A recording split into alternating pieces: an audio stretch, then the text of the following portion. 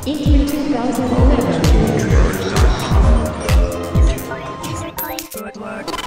When John and I first started working on PlayStation Vita over 2 years ago and got our first glimpse of what it could do, we became excited by the possibilities it offered for creating an all-new Uncharted experience.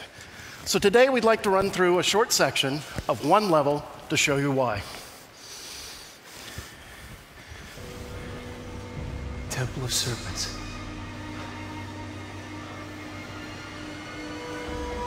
It's gotta be it.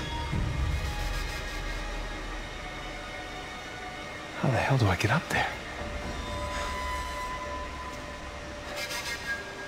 So, as you saw from the Uncharted 3 demo, the bar for production values in an Uncharted game is incredibly high.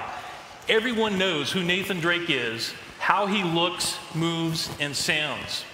PlayStation Vita had to have the memory and processing power, not just to allow us to get Drake right, but the environments as well. As you can see, PlayStation Vita enables us to use advanced rendering techniques like water shaders and dynamic lighting for casting real-time shadows. But we also knew that gameplay was going to be just as important as the visuals. And the PlayStation Vita allowed us to tailor important aspects of Uncharted gameplay for the new platform. For example, Chris is going to alert this enemy deliberately so we can show off how our touch melee system works. Here, instead of using the square button for combat, the entire screen becomes a virtual button. You can just tap the fist icon, or you can touch the enemy directly to take him out. For traversal, we allow players to use traditional controls or touch. Here you can see that Chris is having Drake climb the wall by just using the sticks and buttons. We wanted to make sure that fans of Uncharted could simply pick up the game and play it using controls they were used to. But in places where it made sense, we've incorporated PlayStation Vita controls. So here Chris is using the 6-axis to tilt in the direction he wants Drake to jump. The great thing is, you're not go ahead and jump. There you go. The great thing is you're not locked into one set of controls or the other. You can tap, use the buttons and sticks, or combine the two. We kind of have a motto, play the way you want. Here's another example. While dangling from these ruins, Chris can either use the stick to swing or simply drag his finger across, and Drake will follow.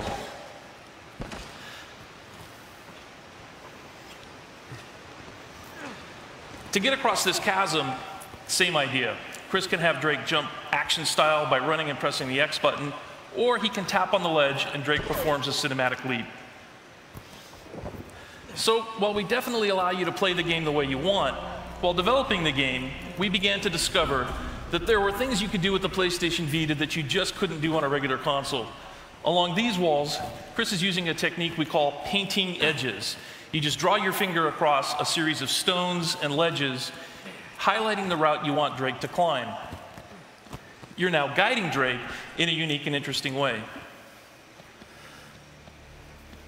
Of course, while tapping edges to climb is fun, tapping an enemy to perform a stealth takedown is more fun. For core combat, we return to the controls that make Uncharted so much fun, starting with 2 dual analog sticks.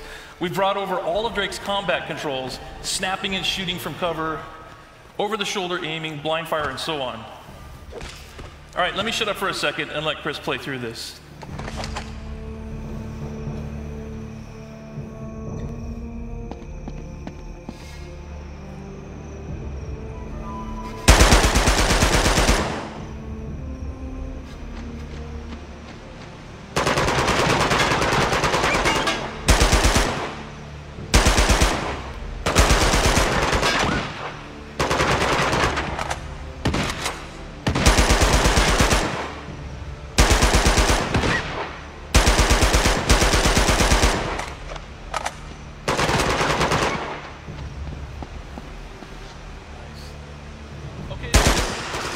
But again, where it makes sense, we use touch controls to enhance the core combat. So for example, to reload, Chris can just tap the weapon icon, or to pick up a new weapon, he can either tap on its icon or the weapon itself. And now he's got a shotgun.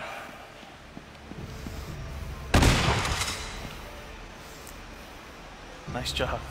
Okay, that's our demo. To wrap up, our goal wasn't just to create an authentic Uncharted game, but to create an Uncharted game unique to the PlayStation Vita.